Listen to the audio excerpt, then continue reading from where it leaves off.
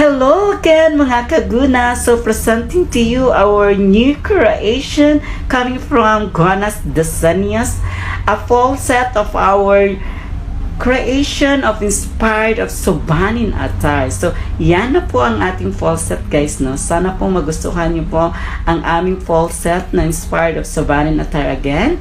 So as you can see guys, no, narampa na siya on stage whereby Miss Vincenzo Sagon during Miss Zamboanga del Sur 2024 National Costume Competition. So, ayan guys, no? And our details suggest, again, gumamit po tayo ng katigbi para more on look like something rare at the same time very organic and dating. So, nagpalaban po tayo ng mga props dyan na our isda, lubi, at the same time the tri-people miniature. So ayan guys, no, sana po magustuhan nyo po ang aming new creation coming from Guanas Desenias, ang tahanan ng mga kakaiba at original na mga